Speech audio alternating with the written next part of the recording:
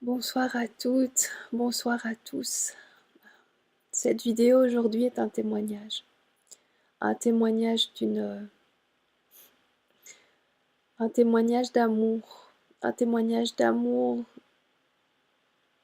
d'un homme et d'une femme, de deux polarités qui décident de s'unir dans la chair. Et bien sûr, nous avons tous vécu cette expérience d'union dans la chair. Il existe une multitude de degrés à laquelle cette union peut se faire. Et si nous ne sommes pas dans un domaine que je me sens amenée pour le moment à partager en tant que, voilà, en tant que guide quelconque, c'est vraiment quelque chose que j'expérimente comme vous, quelque chose que nous expérimentons et quelque chose pour lesquels on se sent comme des enfants face à quelque chose qui est gigantesque, quelque chose qui est multidimensionnel, quelque chose qui est neuf en fait. Et là, ce que je veux vous partager, c'est que il y a quelques jours, on était en pleine nuit du Samhain, ce moment si particulier du Nouvel An celtique, où les mondes invisibles et les mondes visibles, quelque part, se reconnectent d'une manière toute particulière dans la matière. Et c'est vrai que chaque année, c'est un moment énergétiquement très très fort que je fête depuis longtemps maintenant. Et là, cette année, ce que je vais vous partager ici, c'est par rapport à une union, à notre union de Michael et moi, cette nuit particulière du Samhain, où la conscience nous a amenés à jouer quelque chose, à jouer des rôles les uns pour les autres, principalement un rôle que lui a joué pour moi, qui a été quelque chose d'incroyable au niveau d'une libération cellulaire.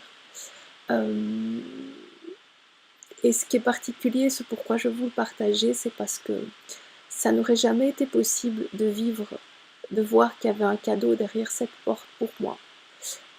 Si nous n'étions pas dans un couple qui essaye en tout cas de vivre avec cette conscience du divin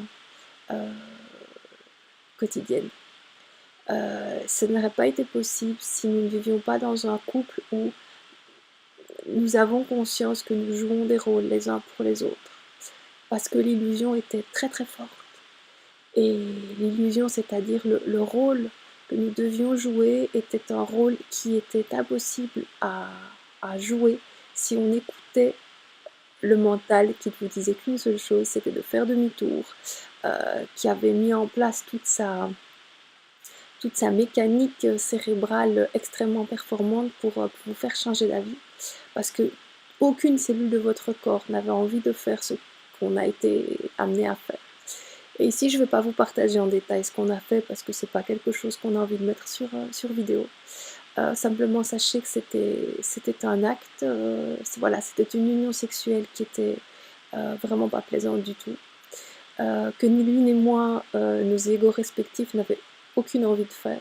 Et pourtant, l'appel intérieur était tellement fort.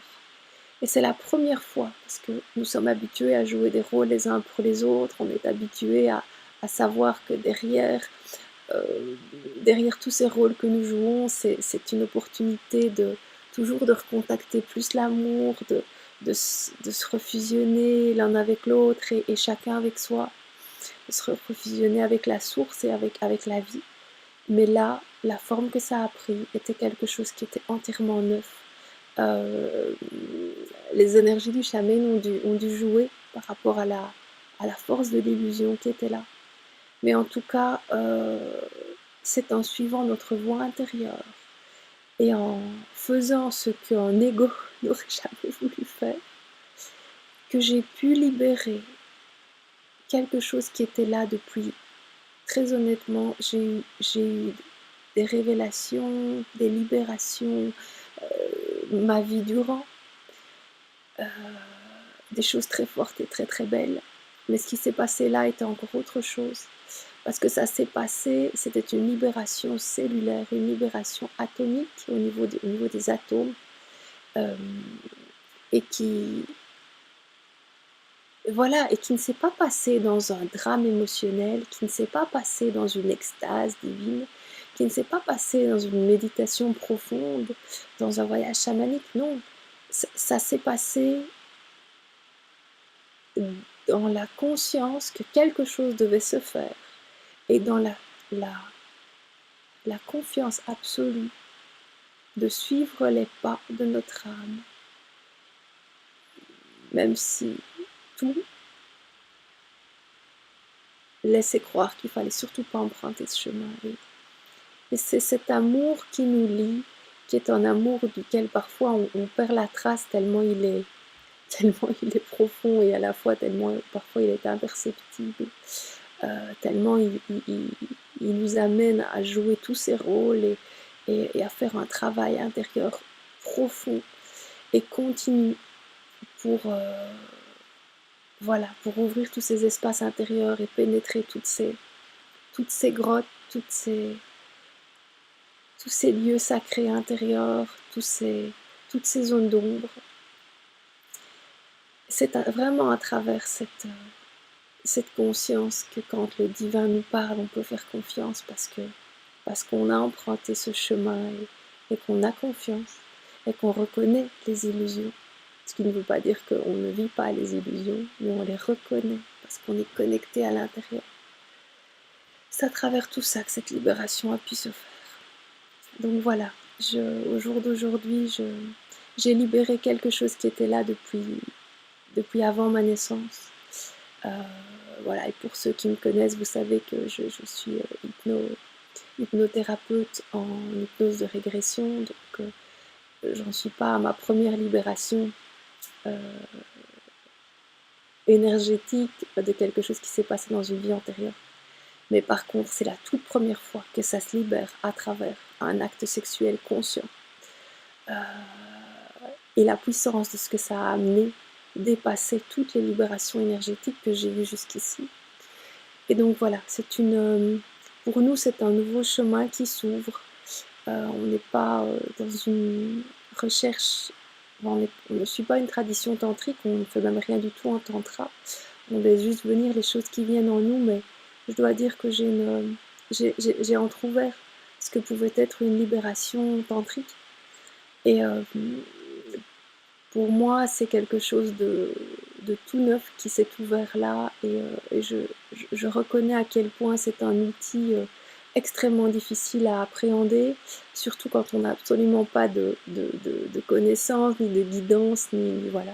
On a juste lu quelques livres, mais on n'a pas vraiment très peu emprunté ce chemin, voilà, de manière accompagnée.